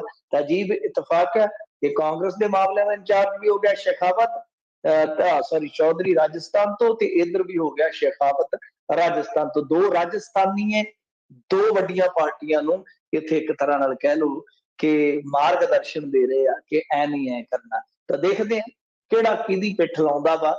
ਤਾਂ ਚਲੋ ਹੁਣ ਦੇਖਦੇ ਆ ਅੱਗੇ ਢੀਂਡਸਾ ਤੇ ਅਮਰਿੰਦਰ ਸਿੰਘ ਇਹ ਰਲ ਕੇ ਕੀ ਗੁੱਲ ਖਿਲਾਉਂਦੇ ਆ। ਵੈਸੇ ਕਿਸਾਨੀ ਅੰਦੋਲਨ ਦੇ ਵਿੱਚ ਵੀ ਅੰਦਰ ਖਾਤੇ ਸੰਗਰੂਰ ਜ਼ਿਲ੍ਹੇ 'ਚ ਜਿਹੜੇ ਇੱਕ ਦੋ ਪ੍ਰੋਗਰਾਮ ਹੋਏ ਸੀਗੇ ਨਾ, ਉਹਦੇ ਤਾਰ ਕਿਤੇ ਨਾ ਕਿਤੇ ਢੀਂਡਸਾ ਨਾਲ ਜੁੜੇ ਸੀਗੇ। ਤਾਂ ਹੁਣ ਤੁਸੀਂ ਦੇਖ ਲਓ ਕਿ ਢੀਂਡਸਾ ਉਹਨਾਂ ਦੇ ਤਾਰ ਕਿੱਥੇ ਜੁੜੇ ਆ, ਔਰ ਇਹ ਤਾਰ ਹੋਰ ਬੰਦੇ ਵੀ ਜੋੜੀ ਬੈਠੇ ਸਨ, ਹੋਰ ਬੰਦੇ ਵੀ ਜੋੜੀ ਬੈਠੇ ਸਨ ਜਿਹੜੇ ਉੱਥੇ ਜਾ ਕੇ ਇਹਨਾਂ ਦੇ ਦਰਬਾਰ 'ਚ ਕਹਿੰਦੇ ਸਨ ਕਿ ਸਾਨੂੰ ਵੀ ਹਜ਼ੂਰ ਇੱਕ ਝੰਡੀ ਵਾਲੀ ਕਾਰ ਦੇ ਦਿਓ, ਗਵਰਨਰ ਬਣਾ ਦਿਓ, ਸਿੱਖ ਤਾਂ ਤੁਹਾਡੇ ਮਗਰ ਲਾ ਦਿਆਂਗੇ। ਉਹਨਾਂ ਦੇ ਸੁਪਨੇ ਚੂਰ ਚੂਰ ਹੋਏ ਆ, ਪਰ ਢੀਂਡਸਾ ਸਾਹਿਬ ਜਿਹੜੇ ਆ ਉਹ ਅਡੋਲ ਖਲੋਤੇ ਆ। ਹੁਣ ਨਤੀਜਾ ਜਿਹੜਾ ਉਹ ਵੇਖਣਾ ਹੋਏਗਾ ਕਿ ਕਿੰਨਾ ਕੁ ਅਸਰ ਪੈਂਦਾ। ਪਰ ਮੈਨੂੰ ਲੱਗਦਾ ਕਿ ਢੀਂਡਸਾ ਔਰ ਅਮਰਿੰਦਰ ਸਿੰਘ ਭਾਜਪਾ ਖੱਟੇਗੀ, ਇਹ ਗੱਲ ਤੁਸੀਂ ਨੋਟ ਕਰ ਲਿਓ ਕਿ 22 ਚ ਨਹੀਂ 27 ਚ ਉਹ ਬਹੁਤ ਕੁਝ ਲੈ ਜਾਣਗੇ। ਪਰ ਇਹ ਜਿਹੜੇ ਦੋ ਚਿਹਰੇ ਆ ਇਹ ਪੰਜਾਬੀਆਂ ਦੇ ਮਨਾਂ ਚੋਂ ਲੈ ਚੁੱਕੇ ਆ ਤੇ ਲੈ ਜਾਣਗੇ। ਜਿਹੜਾ ਕੋਈ ਬਚਿਆ ਖੁਚਿਆ ਹੈ ਇਹਨਾਂ ਦੇ ਪੱਲੇ ਕੁਛ ਨਹੀਂ ਹੈ। ਇਹ ਬਿਲਕੁਲ ਰਾਜਨੀਤੀ ਦੇ ਪਟਲ ਤੇ ਕਹਿ ਲੋ, ਰਾਜਨੀਤੀ ਦੇ ਸਰਦਲ ਤੇ ਕਹਿ ਲੋ, ਬਿਲਕੁਲ ਐਕਸਪੋਜ਼ ਹੋ ਕੇ ਦੋਨੇ ਚਿਹਰੇ ਖਲੋਤੇ ਆ। ਹਾਂ, ਇਹਨਾਂ ਦਾ ਵੱਡਾ ਨੁਕਸਾਨ ਹੈ ਜਿਹੜਾ ਉਹ ਕਾਂਗਰਸ ਨੂੰ ਜ਼ਰੂਰ ਹੋ ਸਕਦਾ, ਕਿਉਂਕਿ ਵੱਡਾ ਮੈਂ ਇਸ ਕਰਕੇ ਕਹਿ ਰਿਹਾ ਕਿ ਦੇਖੋ ਗੇਮ ਕਿੱਥੇ ਖੜਨੀ ਹੈ ਕਿ ਵੋਟ ਸ਼ੇਅਰ ਦਾ ਰੌਲਾ ਪੈਣਾ। ਵੋਟ ਸ਼ੇਅਰ ਜਿਹਦੇ ਕੋਲ ਵੀ 30 ਤੋਂ 35% ਹੋਇਆ ਜਾਂ 1-2% ਵੋਟ ਸ਼ੇਅਰ ਵੀ ਇੱਧਰ ਉੱਧਰ ਹਿੱਲ ਗਿਆ, ਬਹੁਤ ਕੁਝ ਹੋ ਜਾਏਗਾ, ਕਿਸੇ ਦਾ ਨੁਕਸਾਨ ਹੋ ਜਾਏਗਾ, ਕਿਸੇ ਦਾ ਫਾਇਦਾ ਹੋ ਜਾਏਗਾ। ਤਾਂ ਅਮਰਿੰਦਰ ਸਿੰਘ ਇਹ ਚਮਤਕਾਰ ਜਿਹੜਾ ਉਹ ਕਰ ਸਕਦਾ। ਕਾਂਗਰਸ ਦਾ ਨੁਕਸਾਨ ਮੰਨ ਲਓ 2-4% ਦਾ ਵੀ ਹੋ ਜਾਂਦਾ ਤੇ ਕਾਂਗਰਸ ਵਾਸਤੇ, ਕਿਉਂਕਿ ਕਾਂਗਰਸ ਉਸ ਪੋਜੀਸ਼ਨ 'ਚ ਨਹੀਂ ਹੈ ਜਿੱਥੇ ਉਹ 77 ਜਿੱਤ ਲਵੇ। ਕਾਂਗਰਸ ਇਸ ਪੋਜੀਸ਼ਨ ਦੇ ਵਿੱਚ ਹੈ ਕਿ ਰਿੜ ਕੁੜ ਕੇ ਭਾਈ ਅਸੀਂ ਕਿਤੇ 50 ਮਾਰ ਲਈਏ। ਤਾਂ ਉਸ ਸੂਰਤ ਦੇ ਵਿੱਚ ਇਹ ਅਮਰਿੰਦਰ ਸਿੰਘ ਦੀ ਗੇਮ ਜਿਹੜੀ ਆ ਉਹ ਇਹਨਾਂ ਦੀਆਂ ਸੇਵੀਆਂ 'ਚ ਸੁਆਹ ਜ਼ਰੂਰ ਪਾ ਸਕਦੀ ਹੈ। ਬਿਲਕੁਲ ਮਿੰਟੂ ਜੀ, ਇਸ ਤਰ੍ਹਾਂ ਨਹੀਂ ਲੱਗਦਾ ਕਿ ਜਿਹੜੀ ਭਾਜਪਾ ਆ ਉਹ ਕੈਪਟਨ ਤੇ ਢੀਂਡਸਾ ਤੇ ਪਿਛਲੇ 4 ਸਾਲ ਤੋਂ ਕੰਮ ਕਰ ਰਹੀ ਸੀ? ਨਹੀਂ ਦੇਖੋ, ਇਹ ਤੇ ਸਾਫ਼ ਹੀ ਸੀਗਾ। ਅਮਰਿੰਦਰ ਸਿੰਘ ਦੀ ਕਾਰਜਸ਼ੈਲੀ ਨੂੰ ਜੇ ਤੁਸੀਂ ਐ ਬਿਲਕੁਲ ਗੌਰ ਨਾਲ ਵੇਖੋ, ਉਹਨਾਂ ਦੀ ਆਈਡੀਓਲੋਜੀ ਨੂੰ ਵੇਖੋ, ਉਹਨਾਂ ਦੇ ਬਿਆਨਾਤ ਵੇਖੋ, ਉਹਨਾਂ ਦੀ ਪੰਜਾਬ ਪ੍ਰਤੀ ਜੋ ਕੰਮ ਕਰਨ ਦੀ ਭਾਵਨਾ ਹੈ ਉਸ ਚੀਜ਼ ਨੂੰ ਵੇਖੋ। ਸਿੱਖਾਂ ਦਾ ਮਸਲਾ ਹੋਵੇ ਜਾਂ ਪਾਕਿਸਤਾਨ ਦਾ ਖਾਸ ਤੌਰ ਤੇ ਮਸਲਾ ਹੋਵੇ, ਉਹ ਸਾਰੇ ਮਸਲੇ ਕੁਝ ਇਸ ਤਰ੍ਹਾਂ ਉਹ ਕਰਦੇ ਸਨ। ਜਦੋਂ ਵੀ ਪਰਿਭਾਸ਼ਿਤ ਕਰਦੇ ਸੀਗੇ, ਉਹਨਾਂ ਦੀ ਵਿਆਖਿਆ ਕਰਦੇ ਸੀਗੇ, ਤਾਂ ਇਉਂ ਹੀ ਲੱਗਦਾ ਸੀਗਾ ਕਿ ਇੱਥੇ ਭਾਜਪਾ ਦਾ ਹੀ ਚੀਫ ਮਿਨਿਸਟਰ ਬੈਠਾ ਹੈ। ਸੋ ਕਦੇ ਕਦੇ ਇਉਂ ਹੀ ਲੱਗਦਾ ਸੀਗਾ ਕਿ ਸਰਕਾਰ ਹੀ ਭਾਜਪਾ ਦੀ ਚੱਲ ਰਹੀ ਹੈ। ਤਾਂ ਇਹਦੇ 'ਚ ਤਾਂ ਕੋਈ ਸ਼ੱਕ ਹੀ ਨਹੀਂ ਸੀਗਾ। ਔਰ ਗੱਲ ਇਹ ਆ ਕਿ ਜਦੋਂ ਅਮਰਿੰਦਰ ਸਿੰਘ ਹੋਰਾਂ ਨੇ ਇਸ ਤਰ੍ਹਾਂ ਦੀ ਇੱਕ ਸੋਚ ਰੱਖੀ, ਇਸ ਤਰ੍ਹਾਂ ਦੀ ਰਾਜਨੀਤੀ ਆਪਣੀ ਤੋਰੀ ਆ, ਤਾਂ ਉਹਨਾਂ ਦੀ ਹਾਈ ਕਮਾਨ ਨੂੰ ਕਿਉਂ ਨਹੀਂ ਪਤਾ ਲੱਗਿਆ? ਇਹ ਬੜੀ ਵੱਡੀ ਗੱਲ ਆ, ਕਿਉਂਕਿ ਬਾਅਦ ਦੇ ਵਿੱਚ ਰਿਪਲੇਸ ਕੀਤਾ ਗਿਆ ਜਦੋਂ ਪਾਣੀ ਪੁਲਾਂ ਹੇਠੋਂ ਲੰਘ ਗਿਆ। ਤਾਂ ਅਮਰਿੰਦਰ ਸਿੰਘ ਦਾ ਇਹ ਆ ਕਿ ਜੇ ਤੁਸੀਂ ਦੇਖੋਗੇ, ਵੈਸੇ ਤੇ ਬੇਸਿਕਲੀ ਅਮਰਿੰਦਰ ਸਿੰਘ ਵਰਗੇ ਜਿਹੜੇ ਘਰਾਣੇ ਆ ਨਾ, ਇਹਨਾਂ ਵਰਗੇ, ਉਹ ਦੋ ਬੇੜੀਆਂ 'ਚ ਹੀ ਰਹਿੰਦੇ। ਚਾਹੇ ਉਹ ਤੁਸੀਂ ਸਿੰਧੀਆ ਫੈਮਿਲੀ ਦੇਖ ਲਓ, ਚਾਹੇ ਇਹਨਾਂ ਦੇ ਰਿਸ਼ਤੇਦਾਰ ਆ ਜਿਹੜੇ ਨਟਵਰ ਸਿੰਘ ਹੋਰੀ। ਨਟਵਰ ਸਿੰਘ ਵੀ ਤਾਂ ਜੀ ਕਦੇ ਕਾਂਗਰਸ ਦੇ ਵਿੱਚ ਯੂਪੀਏ ਦੇ ਵਿੱਚ ਮੰਤਰੀ ਹੋਇਆ ਕਰਦਾ ਸੀ। ਫੂਡ ਬਦਲੇ ਅਨਾਜ ਵਾਲਾ ਘੁਟਾਲਾ ਨਹੀਂ ਸੀ ਹੋਇਆ, ਉਹ ਜੀ ਨਟਵਰ ਜੀ ਸਿੰਘ ਹੀ ਸੀ ਵਿਦੇਸ਼ ਮੰਤਰੀ। ਉਹ ਇਹਨਾਂ ਦਾ ਸਕਾ ਮਤਲਬ ਕਿ ਰਿਸ਼ਤੇਦਾਰ ਆ। ਤੇ ਅੱਜ ਉਹ ਕਿੱਥੇ ਆ? ਉਹ ਭਾਜਪਾ ਦੇ ਵਿੱਚ ਹੈ, ਭਾਜਪਾ 'ਚ ਚਲੇ ਗਿਆ। ਹਿਮਾਚਲ ਦੇ ਵਿੱਚ ਵੀ ਇਹਨਾਂ ਦੇ ਰਿਸ਼ਤੇਦਾਰ ਉਹ ਕਾਂਗਰਸੀ ਆ। ਸੋ ਕੁੱਲ ਮਿਲਾ ਕੇ ਜੇ ਤੁਸੀਂ ਦੇਖੋ ਕਿ ਇਸ ਤਰ੍ਹਾਂ ਦੀਆਂ ਜਿਹੜੀਆਂ ਰਾਇਲ ਫੈਮਲੀਜ਼ ਕਹਿ ਲਓ ਤੁਸੀਂ, ਕਿ ਉਹ ਦੋ ਹੀ ਪਾਰਟੀਆਂ ਮੇਨਲੀ ਰੱਖਦੀਆਂ। ਇੱਧਰ ਚਲੇ ਜਾਂਦੇ, ਇੱਧਰੋਂ ਉਧਰ ਹੋ ਜਾਂਦੇ ਆ। ਇਹਨਾਂ ਦੀ ਸ਼ਿਫਟਿੰਗ ਚੱਲਦੀ ਰਹਿੰਦੀ ਆ, ਚੱਲਦੀ ਰਹਿੰਦੀ ਆ। ਜਿੱਥੋਂ ਵੀ ਇਹਨਾਂ ਨੂੰ ਜ਼ਿਆਦਾ ਮਿਲੇਗਾ ਉਧਰ ਨੂੰ ਚਲੇ ਜਾਣਗੇ। ਔਰ ਅਮਰਿੰਦਰ ਸਿੰਘ ਦਾ ਇਹ ਆ ਕਿ ਇੱਕ ਤੇ ਕੇਸ ਮੁਕੱਦਮੇ ਸੀ, ਦੂਜਾ ਕਿ ਕੁਝ ਇਹਨਾਂ ਦੇ ਕਾਰੋਬਾਰ ਜਿਹੜੇ ਯੂਪੀ ਦੇ ਵਿੱਚ ਸੀ ਉਹਨਾਂ ਨੇ ਵੀ ਬਹੁਤ ਘਸੀਟਿਆ ਨਾ। ਬਿਲਕੁਲ ਬਿਲਕੁਲ, ਬਸ ਕੁਰਸੀ ਦੇ ਦੁਆਲੇ ਘੁੰਮਦੇ ਆ। 4.5 ਸਾਲ ਕਾਂਗਰਸ ਨੇ ਕੁਝ ਨਹੀਂ ਕੀਤਾ। ਅੱਗੇ ਲੁਧਿਆਣੇ ਦੇ ਵਿੱਚ ਜਿਹੜਾ ਬੰਬ ਧਮਾਕਾ ਹੋਇਆ ਸੀ, ਉਹਦੇ ਨਾਲ ਜੁੜੀ ਵੀ ਵੱਡੀ ਖਬਰ ਬਾਹਰ ਆ ਰਹੀ ਹੈ ਕਿ ਇੱਕ ਹੋਟਲ ਦਾ ਰੂਮ ਵਰਤਿਆ ਗਿਆ ਸੀ। ਹਾਂਜੀ ਹਾਂਜੀ, ਦੇਖੋ ਇਹ ਕੋਈ ਹੋਟਲ ਆ ਮਤਲਬ ਕਿ ਖੰਨਾ ਦੇ ਵਿੱਚ। ਦੱਸਦੇ ਆ ਕਿ ਜਿਹੜਾ ਉਹ ਮ੍ਰਿਤਕ ਆ, ਜਿਹਨੂੰ ਇਸ ਮਾਮਲੇ ਦਾ ਦੋਸ਼ੀ ਸਮਝਿਆ ਜਾ ਰਿਹਾ ਹੁਣ ਤੱਕ, ਤਾਂ ਉਹ ਬੰਦਾ ਤੇ ਉਹਦੀ ਜਿਹੜੀ ਫਰੈਂਡ ਆ, ਜਿਹੜੀ ਕਿ ਲੇਡੀ ਕਾਂਸਟੇਬਲ ਹੀ ਆ, ਮਹਿਕਮੇ ਦੀ ਆ, ਇਹ ਦੋਨੇ ਇੱਥੇ ਠਹਿਰੇ ਨੇ। ਮਤਲਬ ਕਿ ਜਿਸ ਦਿਨ ਇਹ ਬਲਾਸਟ ਹੋਇਆ ਉਸੇ ਦਿਨ ਦੀ ਹੀ ਗੱਲ ਹੈ ਕਿ ਇਹਨਾਂ ਨੇ ਇੱਥੇ ਸਟੇ ਕੀਤੀ ਸੀ। ਕਮਰਾ ਕਹਿੰਦੇ ਆ ਕਿ ਇਹਨਾਂ ਨੇ ਇੱਕ ਦਿਨ ਵਾਸਤੇ ਲਿਆ ਸੀਗਾ, ਮਤਲਬ ਕਿ 24 ਘੰਟੇ ਵਾਸਤੇ ਲਿਆ ਸੀ। ਪਰ ਇਹਦੇ ਵਿੱਚ ਜਿਹੜੀ ਸਟੇ ਹੋਈ ਆ ਉਹ ਕੁਝ ਕੁ ਘੰਟਿਆਂ ਦੀ ਆ, ਕੋਈ 2 ਕਹਿ ਰਿਹਾ, ਕੋਈ 4 ਕਹਿ ਰਿਹਾ। ਸੀਸੀਟੀਵੀ ਫੁਟੇਜ ਵੀ ਨਿਕਲ ਆਈ ਹੈ ਤੇ ਇੱਕ ਕਹਿੰਦੇ ਕਿ ਬੈਗ ਵੀ ਆ, ਮਤਲਬ ਕਿ ਇਹਨਾਂ ਦੇ ਕੋਲ ਬੈਗ ਵੀ ਆ। ਹੁਣ ਪੁਲਿਸ ਜਿਹੜੀ ਉਹ ਆਪਣੇ ਪੱਧਰ ਤੇ ਕੰਮ ਕਰੂਗੀ ਕਿਉਂਕਿ ਕੁਝ ਚੀਜ਼ਾਂ ਜੁੜਦੀਆਂ ਨਜ਼ਰ ਆ ਰਹੀਆਂ ਨੇ। ਕਹਿੰਦੇ ਆ ਕਿ ਸਕੂਟੀ ਲੈ ਕੇ ਘਰ ਤੋਂ ਨਿਕਲਿਆ ਸੀ, ਬੀਵੀ ਨੇ ਆਖਿਆ ਇਕੱਲਾ ਹੀ ਗਿਆ ਸੀਗਾ, ਪਰ ਇੱਕ ਸੀਸੀਟੀਵੀ 'ਚ ਦੋਵੇਂ ਜੀ ਹੀ ਕਿਤੇ ਨਾ ਕਿਤੇ ਦਿਖਾਈ ਦਿੰਦੇ ਆ। ਉਹ ਜਿਹੜੀ ਸਕੂਟੀ ਆ ਉਹ ਰਸਤੇ ਦੇ ਵਿੱਚ ਹੀ ਖੜੀ ਮਿਲੀ ਆ। ਲੁਧਿਆਣੇ ਉਹ ਕਿਵੇਂ ਪਹੁੰਚਿਆ ਇਹ ਵੀ ਬੁਝਾਰਤ ਆ। ਹੋਟਲ ਦੇ ਵਿੱਚ ਉਹ ਬੈਗ 'ਚ ਕੀ ਸੀ ਇਹ ਬੁਝਾਰਤ ਆ। ਕਿਉਂਕਿ ਦੇਖੋ ਨਸ਼ੇ ਵਾਲੇ ਮਾਮਲੇ 'ਚ ਤੇ ਫੜਿਆ ਹੀ ਗਿਆ ਸੀਗਾ। ਪੁਲਿਸ ਦੀ ਜਿਹੜੀ ਕਹਿ ਲਓ ਬੇਵਕੂਫੀ ਜਾਂ ਨਾ ਜਾਂ ਕਹਿ ਲਓ ਉਹ ਇਹ ਰਹੀ ਕਿ ਉਸ ਟਾਈਮ ਵੀ ਇਸ ਕੁੜੀ ਦਾ ਨਾਮ ਆਇਆ ਸੀ ਜਿਹੜੀ ਪੁਲਿਸ ਵਾਲੀ ਹੈ, ਉਦੋਂ ਕੋਈ ਇਨਵੈਸਟੀਗੇਸ਼ਨ ਨਹੀਂ ਹੋਈ। ਹੁਣ ਪੁਲਿਸ ਜਿਹੜੀ ਆ ਖੁਦ ਕਨਫਿਊਜ਼ ਹੈ ਇਸ ਮਾਮਲੇ 'ਚ। ਮੈਂ ਤੁਹਾਨੂੰ ਜੇ ਸਿਰੇ ਦੀ ਗੱਲ ਦੱਸਾਂ, ਕਨਕਲੂਡ ਕਰੀਏ ਇਸ ਮਸਲੇ ਨੂੰ, ਤਾਂ ਉਹ ਇਹੋ ਆ ਕਿ ਪੁਲਿਸ ਖੁਦ ਨਹੀਂ ਸਮਝ ਪਾ ਰਹੀ ਕਿ ਹੋ ਕੀ ਰਿਹਾ ਜਾਂ ਇਹ ਹੋ ਕੀ ਗਿਆ। ਕਿਉਂ? ਮੈਂ ਤੁਹਾਨੂੰ ਦੱਸਦਾ ਕਿ ਜਿੱਦਣ ਡੀਜੀਪੀ ਪ੍ਰੈਸ ਕਾਨਫਰੰਸ ਕਰਦੇ ਨੇ ਆਫੀਸ਼ੀਅਲੀ, ਉਹ ਕਹਿੰਦੇ ਆ ਕਿ ਦੇਖੋ ਜੀ ਇਹ ਡਰੱਗ ਨਾਲ ਜੁੜਿਆ ਮਸਲਾ ਹੈ, ਪਾਕਿਸਤਾਨ ਨਾਲ ਜੁੜਿਆ ਮਸਲਾ ਔਰ ਖਾਲਿਸਤਾਨੀ ਅੱਤਵਾਦੀਆਂ ਨਾਲ ਜੁੜਿਆ ਮਸਲਾ। ਉਹ ਇਸ ਤਰ੍ਹਾਂ ਇੱਕ ਤਿਕੋਣ ਬਣਾ ਦਿੰਦੇ। ਪਰ ਉਸੇ ਪ੍ਰੈਸ ਕਾਨਫਰੰਸ ਦੇ ਇੱਕ ਹਿੱਸੇ ਦੇ ਵਿੱਚ ਉਹ ਅੱਗੇ ਜਾ ਕੇ ਕੀ ਕਹਿੰਦੇ ਆ, ਕਹਿੰਦੇ ਜੀ ਇਹਦਾ ਮੁਕੱਦਮਾ ਇਸੇ ਹੀ ਕੋਰਟ ਦੇ ਵਿੱਚ ਲੱਗਾ ਹੋਇਆ ਸੀਗਾ। ਇਹਦਾ ਮੁਕੱਦਮਾ ਇਸੇ ਹੀ ਕੋਰਟ ਦੇ ਵਿੱਚ ਲੱਗਾ ਹੋਇਆ ਸੀਗਾ। ਅਗਲੇ ਰੋਜ਼ ਅਗਲੇ ਦਿਨ ਇਹਦੀ ਸੁਣਵਾਈ ਸੀ। ਇਸ ਗੱਲ ਦੀ ਵੀ ਸੰਭਾਵਨਾ ਹੋ ਸਕਦੀ ਆ ਕਿ ਇਹ ਬੰਦਾ ਰਿਕਾਰਡ ਨੂੰ ਡਿਸਟਰੋਇਡ ਕਰਨ ਵਾਸਤੇ ਜਾਂ ਜੱਜਾਂ ਨੂੰ ਡਰਾਉਣ ਵਾਸਤੇ ਜਾਂ ਪੇਸ਼ੀ ਅੱਗੇ ਪਾਉਣ ਵਾਸਤੇ ਵੀ ਇਹ ਐਕਸਪਲੋਸਿਵ ਲੈ ਕੇ ਆਇਆ ਹੋਵੇ। ਮਤਲਬ ਕਿ ਪੁਲਿਸ ਖੁਦ ਕਨਫਿਊਜ਼ ਆ ਕਿ ਕਿਹੜੀ ਥਿਊਰੀ ਆ ਜਿਹੜੀ ਉਹਨੂੰ ਅੱਗੇ ਲੈ ਕੇ ਵਧਿਆ ਜਾਵੇ, ਕਿਉਂਕਿ ਮਾਮਲਾ ਤੇ NIA ਕੋਲ ਆ। ਹੁਣ ਇਹਨਾਂ ਦੇ ਹੱਥ ਪੱਲੇ ਤੇ ਕੁਛ ਨਹੀਂ, ਤੇ ਲੋਕਲ ਪੱਧਰ ਤੇ ਜਿੰਨੀ ਕੁ ਕਰ ਸਕਦੀ ਆ ਉਨੀ ਕੁ ਗੱਲਬਾਤ ਕਰੀ ਜਾਂਦੇ ਆ। ਤਾਂ ਬਹਰਹਾਲ ਪੁਲਿਸ ਵੀ ਕਨਫਿਊਜ਼ ਹੈ ਇਸ ਮਾਮਲੇ ਦੇ ਵਿੱਚ। ਔਰ ਇਹ ਸਵਾਲ ਜਿਹੜਾ ਆ ਉਹ ਕਦੇ ਵੀ ਹੱਲ ਮੈਨੂੰ ਨਹੀਂ ਲੱਗਦਾ ਹੋਏਗਾ ਕਿ ਜੇ ਕੋਈ ਅੱਤਵਾਦੀ ਹਮਲਾ, ਦੇਖੋ ਚਾਹੇ ਕੋਈ ਵੀ ਆ, ਅੱਤਵਾਦ ਦਾ ਕਿਹੜਾ ਕੋਈ ਮਜ਼ਹਬ ਹੁੰਦਾ ਹੈ।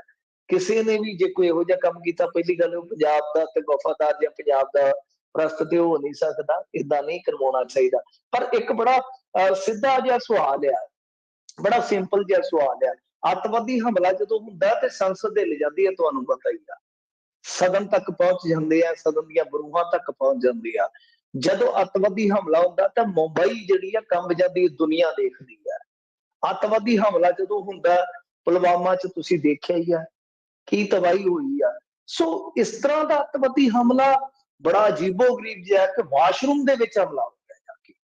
ਸੋ ਪੁਲਿਸ ਮੇਰੇ ਖਿਆਲ ਦੇ ਨਾਲ, ਮੈਂ ਜਿੰਨਾ ਕੁ ਉਸ ਹਿੱਸੇ ਨੂੰ ਸੁਣਿਆ ਵਾ, ਉਹ ਪ੍ਰੈਸ ਕਾਨਫਰੰਸ ਦਾ, ਕਨਫਿਊਜ਼ਡ ਪੁਲਿਸ ਵੀ ਲੱਗ ਰਹੀ ਹੈ ਕਿ ਕਿਸ ਥਿਊਰੀ ਨੂੰ ਅਸੀਂ ਦਾ ਸਟੈਬਲਿਸ਼ ਕਰੀਏ ਜਾਂ ਮੀਡੀਆ ਨੂੰ ਦੱਸੀਏ। ਸੋ ਇਹ ਬਹੁਤ ਕੁਛ ਹੈ, ਗੁੰਝਲਦਾਰ ਹੈ। ਹਾਲ ਦੀ ਘੜੀ ਕਹਿ ਲਓ ਕਿ ਨਿਤ ਨਵੇਂ ਖੁਲਾਸੇ ਹੋ ਰਹੇ ਆ।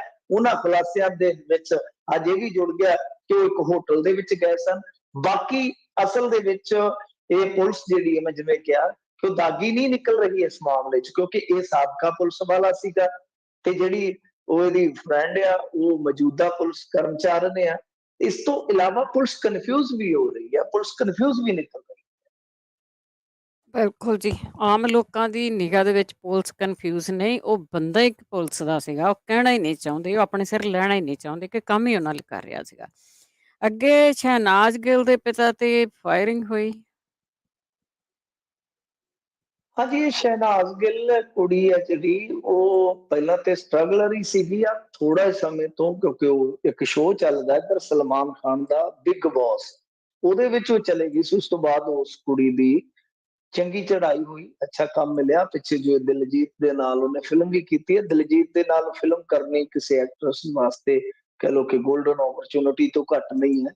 ਤਾਂ ਉਸ ਤੋਂ ਬਾਅਦ ਤੇ ਉਹ ਕੁੜੀ ਜਿਹੜੀ ਆ ਬਹੁਤ ਅੱਗੇ ਗਈ ਆ, ਬਹੁਤ ਮਸ਼ਹੂਰ ਹੋਈ ਹੈ। ਚਲੋ ਚੰਗੀ ਗੱਲ ਆ, ਮਾੜੀ ਗੱਲ ਨਹੀਂ, ਸਟਰਗਲ ਕੀਤਾ ਸੀ ਉਹਨੇ। ਖੈਰ, ਤਾਂ ਉਹਦਾ ਪਿਓ ਹੈ ਜਿਹੜਾ, ਉਹਦਾ ਨਾਮ ਹੈ ਸੰਤੋਖ ਗਿੱਲ, ਕਹਿ ਲਓ ਕਿ ਸੰਤੋਖ ਸੁੱਖ ਵੀ ਕਹਿ ਦਿੰਦੇ। ਜੰਡਿਆਲਾ ਗੁਰੂ ਕਾ ਇਹਨਾਂ ਦਾ ਪਿੰਡ ਹੈ ਜਿਹੜਾ। ਹੁਣ ਹੋਇਆ ਕੀ ਆ ਕਿ ਉਹਦੇ ਵਿੱਚ ਇਹ ਗੱਲ ਨਿਕਲ ਕੇ ਆ ਰਹੀ ਆ ਕਿ ਸੰਤੋਖ ਗਿੱਲ ਜਦੋਂ ਬੀਤੇ ਦਿਨ ਹੀ ਜਾ ਰਿਹਾ ਸੀਗਾ ਆਪਣੇ ਘਰ ਨੂੰ, ਤੇ ਰਸਤੇ ਦੇ ਵਿੱਚ ਇਹਦੇ ਤੇ ਗੋਲੀਆਂ ਚੱਲੀਆਂ ਨੇ। ਮਤਲਬ ਇਹ ਕਹਿ ਰਹੇ ਆ ਕਿ ਰਾਤ ਨੂੰ 8:30 ਵਜੇ ਇੱਕ ਪ੍ਰੋਗਰਾਮ ਵਿੱਚ ਸ਼ਿਰਕਤ ਕਰਨ ਤੋਂ ਬਾਅਦ ਜਦੋਂ ਮੈਂ ਆਪਦੇ ਸੁਰੱਖਿਆ ਕਰਮੀਆਂ ਦੇ ਨਾਲ ਅੰਮ੍ਰਿਤਸਰ ਤੋਂ ਬਿਆਸ ਵਾਸਤੇ ਰਵਾਨਾ ਹੋਇਆ, ਤੇ ਰਾਹ ਦੇ ਵਿੱਚ ਜੰਡਿਆਲਾ ਗੁਰੂ ਇਲਾਕੇ ਦੇ ਵਿੱਚ ਜਿਹੜਾ ਗੁਰਦਾਸਪੁਰੀਆਂ ਦਾ ਢਾਬਾ, ਉਹਦੇ ਕੋਲ ਉਹ ਵਾਸ਼ਰੂਮ ਜਾਣਾ ਸੀਗਾ, ਸੁਰੱਖਿਆ ਕਰਮੀਆਂ ਨੇ ਉਹ ਚਲੇ ਗਏ, ਤੇ ਤਦੇ ਬਾਈਕ ਸਵਾਰ ਆਉਂਦੇ ਨੇ, ਉਹ ਫਾਇਰ ਕਰਦੇ ਆ। ਤੇ ਉਦੋਂ ਤੱਕ ਕਹਿ ਲਓ ਕਿ ਜਦੋਂ ਮੈਂ ਸ਼ੀਸ਼ਾ ਥੱਲੇ ਕਰਕੇ ਪਛਾਣਨ ਦਾ ਯਤਨ ਕੀਤਾ, ਉਹ ਗੋਲੀਆਂ ਗਾਲੀਆਂ ਚਲਾ ਕੇ ਤੇ ਨਿਕਲ ਗਏ। ਉਦੋਂ ਤੱਕ ਮਤਲਬ ਕਿ ਸਾਡੇ ਜਿਹੜੇ ਸਿਕਿਉਰਿਟੀ ਗਾਰਡ ਸੀ ਉਹ ਵੀ ਆ ਗਏ, ਉਹਨਾਂ ਨੇ ਇੱਟਾਂ ਮਾਰਨੀਆਂ ਸ਼ੁਰੂ ਕਰ ਦਿੱਤੀਆਂ ਤੇ ਉਹ ਭੱਜ ਗਏ। ਵੈਸੇ ਤੇ ਮਾਜਰਾ ਬਹੁਤ ਦਿਲਚਸਪ ਆ, ਇੱਟਾਂ ਮਾਰੇ ਤੋਂ ਹੀ ਇਹ ਜਿਹੜੇ ਸੀਗੇ ਹਮਲਾਵਰ ਉਹ ਭੱਜ ਗਏ ਆ। ਖੈਰ, ਸੰਤੋਖ ਗਿੱਲ ਦਾ ਦੂਜਾ ਦੋਸ਼ ਇਹ ਆ ਕਿ ਪੁਲਿਸ ਵਾਲੇ ਮਾਮਲਾ ਦਰਜ ਨਹੀਂ ਕਰ ਰਹੇ, ਮਤਲਬ ਕਿ ਸਾਥ ਨਹੀਂ ਦੇ ਰਹੇ। ਪਰ ਕੁਛ ਜੇ ਆਪਾਂ ਗੱਲਾਂ ਇਹਨਾਂ ਗੱਲਾਂ ਦੇ ਵਿੱਚੋਂ ਫੜੀਏ ਤਾਂ ਸੰਤੋਖ ਸੁੱਖ ਤੇ ਵੀ ਕਈ ਮੁਕੱਦਮੇ ਦਰਜ ਨੇ। ਤਕਰੀਬਨ ਦੱਸਦੇ ਆ ਕਿ 9-10 ਮੁਕੱਦਮੇ ਦਰਜ ਆ ਖੁਦ ਸੰਤੋਖ ਤੇ, ਕਿਉਂਕਿ ਇਹਨੇ ਪਿਛਲੇ ਦਿਨੀ ਭਾਰਤੀ ਜਨਤਾ ਪਾਰਟੀ ਜੁਆਇਨ ਕਰ ਲਈ ਸੀਗੀ। ਔਰ ਤੁਹਾਨੂੰ ਪਤਾ ਹੀ ਆ ਕਿ ਭਾਰਤੀ ਜਨਤਾ ਪਾਰਟੀ ਜਦੋਂ ਕੋਈ ਬੰਦਾ ਜੁਆਇਨ ਕਰ ਲੈਂਦਾ ਜਾਂ ਸ਼ਿਵ ਸੈਨਾ ਦੀ ਕਿਸੇ ਇਕਾਈ ਦਾ ਉਹ ਪ੍ਰਧਾਨ ਵਗੈਰਾ ਬਣ ਜਾਂਦਾ, ਤਾਂ ਉਹਦਾ ਪਹਿਲਾ ਟੀਚਾ ਹੁੰਦਾ ਕਿ ਸਿਕਿਉਰਿਟੀ ਗਾਰਡ ਘੱਟੋ ਘੱਟ 14 ਤੋਂ 18 ਹੋਣੇ ਚਾਹੀਦੇ ਆ, ਇੰਨੇ ਕਿਤੇ ਹੋਣੇ ਚਾਹੀਦੇ ਆ। ਤੋ ਇਹ ਇੱਕ ਤਰ੍ਹਾਂ ਨਾਲ ਕਹਿ ਲਓ ਕਿ ਮਾਣਮੱਤਾ ਪੈਰਾਮੀਟਰ ਹੁੰਦਾ ਇਹਨਾਂ ਵਾਸਤੇ। ਤਾਂ ਹੁਣ ਇਸ ਐਂਗਲ ਤੋਂ ਜਦੋਂ ਦੇਖਿਆ ਜਾ ਰਿਹਾ ਹੈ ਤਾਂ ਥੋੜਾ ਜਿਹਾ ਮਾਮਲਾ ਕਿਤੇ ਨਾ ਕਿਤੇ ਪੁਲਿਸ ਸ਼ੱਕੀ ਲਹਿਜੇ ਨਾਲ ਲੈ ਰਹੀ ਹੈ। ਕਹਿਣ ਦਾ ਮਤਲਬ ਇਹ ਕਿ ਇਹ ਫਾਇਰਿੰਗ ਜਿਹੜੀ ਹੈ, ਕਿਉਂਕਿ ਅੱਗੇ ਆਪਾਂ ਦੇਖਿਆ, ਜੇ ਆਪਾਂ ਅਤੀਤ ਤੇ ਝਾਤ ਮਾਰੀਏ, ਬਹੁਤ ਸਾਰੇ ਐਸੇ ਇਨਸੀਡੈਂਟ ਮਿਲਦੇ ਨੇ ਜਿਹਦੇ ਵਿੱਚ ਸਿਕਿਉਰਿਟੀ ਵਾਸਤੇ ਆਪ ਹੀ ਇਹੋ ਜਿਹੇ ਕਾਰੇ ਕੀਤੇ ਗਏ। ਹਾਲਾਂਕਿ ਇਸ ਗੱਲ ਤੋਂ ਆਪਾਂ ਇਨਕਾਰ ਨਹੀਂ ਕਰ ਸਕਦੇ ਕਿ ਫਾਇਰਿੰਗ ਨਹੀਂ ਹੋਈ ਹੋਏਗੀ, ਹੋ ਸਕਦਾ, ਪਰ ਪੁਲਿਸ ਜਿਹੜੀ ਢਿੱਲ ਮੱਠ ਦਿਖਾ ਰਹੀ ਹੈ ਉਹਦੇ ਵਿੱਚ ਕਿਤੇ ਨਾ ਕਿਤੇ ਇਹ ਐਂਗਲ ਜ਼ਰੂਰ ਹੈ ਕਿ ਇਸ ਐਂਗਲ ਤੋਂ ਵੀ ਜਾਂਚ ਪੜਤਾਲ ਕੀਤੀ ਜਾਵੇ। ਬਾਕੀ ਜੇ ਕਿਸੇ ਨੇ ਫਾਇਰਿੰਗ ਕੀਤੀ ਹੈ, ਸੱਚੀਓ ਇਹ ਕਹਾਣੀ ਜਿਹੜੀ ਹੈ ਉਹ ਬਿਲਕੁਲ ਸੱਚੀ ਆ, ਉਹਦੇ ਤੇ ਕਾਰਵਾਈ ਹੋਣੀ ਚਾਹੀਦੀ ਹੈ। ਪਰ ਪੁਲਿਸ ਜਿਸ ਐਂਗਲ ਤੋਂ ਦੇਖ ਰਹੀ ਹੈ, ਉਸ ਐਂਗਲ ਦੇ ਵਿੱਚ ਜਿਹੜੀ ਉਹਨਾਂ ਦੀ ਦਿਲਚਸਪੀ ਉਹ ਸ਼ਾਇਦ ਕਿਤੇ ਨਾ ਕਿਤੇ ਅਤੀਤ ਤੋਂ ਜਿਹੜੀ ਆ ਪ੍ਰੇਰਿਤ ਆ, ਕਿਉਂਕਿ ਅਤੀਤ ਦੇ ਵਿੱਚ ਇਸ ਤਰ੍ਹਾਂ ਹੋਇਆ। ਬਹੁਤ ਵਾਰੀ ਹੋਇਆ ਜੀ, ਇੱਕ ਅੱਧੀ ਵਾਰੀ ਨਹੀਂ ਹੋਇਆ, ਕਈ ਵਾਰੀ ਹੋਇਆ। ਇਸੇ ਕਰਕੇ ਮੇਰਾ ਖਿਆਲ ਢਿੱਲ-ਮੱਠ ਹੋਊਗੀ। ਅੱਗੇ ਡੀਐਸਪੀ ਦਲਸ਼ੇਰ ਸਿੰਘ ਚੰਦੇਲ ਨੇ ਨਵਜੋਤ ਸਿੱਧੂ ਨੂੰ ਮਾਣਹਾਨੀ ਦਾ ਨੋਟਿਸ ਭੇਜਿਆ। ਹਾਂਜੀ, ਦੇਖੋ, ਨਵਜੋਤ ਸਿੰਘ ਸਿੱਧੂ ਦਾ ਵੀ ਜਿਹੜਾ ਮਸਲਾ ਹੈ ਨਾ, ਉਹ ਕੁਝ ਐਸਾ ਹੀ ਹੈ ਕਿ ਉਹ ਜਿਵੇਂ ਨਾ ਪੰਜਾਬੀ ਦੇ ਵਿੱਚ ਇੱਕ ਕਹਾਵਤ ਆ, ਪੁਰਾਣੇ ਬਜ਼ੁਰਗ ਬੋਲਿਆ ਕਰਦੇ ਸੀ ਕਿ ਆ ਲੜਾਈਏ ਦੁਪਹਿਰਾ ਕੱਟ ਜਾ। ਮਤਲਬ ਕਿ ਤੁਰੀ ਜਾਂਦੀ ਲੜਾਈ ਨੂੰ ਵੀ ਕੁਝ ਲੋਕ ਜਿਹੜੇ ਹੁੰਦੇ ਆ ਨਾ, ਆਵਾਜ਼ ਮਾਰਦੇ ਨੇ ਕਿ ਆਜਾ ਬੈਠਕ ਖੁੱਲੀ ਆ, ਦੁਪਹਿਰਾ ਕੱਟ ਜਾ, ਜਾਈ ਅੱਜ ਦਾ ਦੁਪਹਿਰਾ ਕੱਟ ਕੇ। ਸੋ ਇਸ ਤਰ੍ਹਾਂ ਦੇ ਲੋਕ ਹੁੰਦੇ ਆ। ਇਹ ਵੀ ਨਵਜੋਤ ਸਿੰਘ ਸਿੱਧੂ ਉਸੇ ਕੈਟਾਗਰੀ ਦਾ ਬੰਦਾ ਹੈ। ਇਹ ਵਿਵਾਦਾਂ ਨੂੰ ਕਹਿ ਦਿੰਦਾ ਕਿ ਆਜੋ ਭਾਈ ਮੇਰੇ ਨਾਲ, ਮੇਰੀ ਗੱਡੀ 'ਚ ਬਹਿ ਜਾਓ, ਆਪਾਂ ਇਕੱਠੇ ਸਫ਼ਰ ਕਰਦੇ ਹਾਂ। ਤਾਂ ਨਵਜੋਤ ਸਿੰਘ ਸਿੱਧੂ ਨੇ ਇਹ ਹੁਣ ਨਵਾਂ ਵਿਵਾਦ ਇਉਂ ਛੇੜ ਲਿਆ, ਜਾਂ ਕਹਿ ਲਓ ਕਿ ਸਹੇੜ ਲਿਆ। ਇਹਨੇ ਇੱਕ ਨਹੀਂ ਦੋ ਥਾਵਾਂ ਤੇ ਪੰਜਾਬ ਪੁਲਿਸ ਬਾਰੇ ਕਮੈਂਟ ਕੀਤਾ ਹੈ, ਪੰਜਾਬ ਪੁਲਿਸ ਬਾਰੇ ਕਮੈਂਟ ਕੀਤਾ ਹੈ। ਔਰ ਉਹ ਕਮੈਂਟ ਕੁਝ ਇਸ ਤਰ੍ਹਾਂ ਦਾ ਹੈ ਕਿ ਜਿਵੇਂ ਹੁਣ ਮੰਨ ਲਓ ਕਿਸੇ ਬੰਦੇ ਦੀ ਕੋਈ ਸਲੌਤ ਕਰ ਰਿਹਾ, ਉੱਥੇ ਗਿਆ ਸੁਲਤਾਨਪੁਰ ਲੋਧੀ ਦੇ ਵਿੱਚ, ਕਹਿੰਦਾ ਕਿ ਬੱਲੇ ਬੱਲੇ ਬੱਲੇ, ਚੀਮੇ ਦਾ ਤੇ ਇੰਨਾ ਰੋਗ ਆ ਕਿ ਦਬਕਾ ਮਾਰ ਦੇਵੇ ਥਾਣੇਦਾਰ ਦੀ ਪੈਂਟ ਗਿੱਲੀ ਹੋ ਜਾਂਦੀ। ਹੁਣ ਪੈਂਟ ਗਿੱਲੀ ਦਾ ਤੁਹਾਨੂੰ ਪਤਾ ਹੀ ਹੈ ਕੀ ਮਤਲਬ ਨਿਕਲਦਾ ਹੈ, ਕਿ ਡਰ ਗਿਆ ਕੋਈ ਬੰਦਾ, ਪੈਜ਼ਦਾ ਹੋ ਗਿਆ, ਖੌਫਜ਼ਦਾ ਹੋ ਗਿਆ। ਇਹੀ ਗੱਲ ਫਿਰ ਉਹਨੇ ਬਟਾਲਾ ਰੈਲੀ ਦੇ ਵਿੱਚ ਵੀ ਦੁਹਰਾ ਦਿੱਤੀ। ਇੱਕ ਤੇ ਇਹਦੀ ਰੀਲ ਇਸੇ ਤਰ੍ਹਾਂ ਦੀ ਹੁੰਦੀ ਆ, ਜੇ ਆਸਾਰਾਮ ਕੋਲੇ ਗਿਆ ਤੇ ਸ਼ੇਰ ਇੱਕੋ ਹੀ ਹੁੰਦਾ, ਆਸਾਰਾਮ ਦਾ ਵਿੱਚ ਨਾਂ ਪਾ ਦਿੰਦਾ। ਜੇ ਉਹ ਜਿਹੜੀ ਹੈਗੀ ਆ ਬੱਬੋ, ਉਹਦੇ ਕੋਲ ਚੱਲ ਜਾਵੇ ਤੇ ਵਿੱਚ ਸ਼ੇਰ ਉਹੀ ਹੁੰਦਾ, ਨਾਂ ਉਹਦਾ ਚੇਂਜ ਕਰ ਦਿੰਦਾ। ਮਤਲਬ ਕਿ ਉਹ ਸ਼ੇਰ ਜਾਂ ਉਹ ਇਹਦੇ ਜਿਹੜੇ ਹੁੰਦੇ ਆ ਅੰਦਾਜ਼ੇ ਬਿਆਨ, ਉਹ ਸੇਮ ਹੀ ਰਹਿੰਦੇ ਨੇ, ਵਿੱਚ ਨਾਂ ਬਦਲ ਦਿੱਤਾ ਜਾਂਦਾ।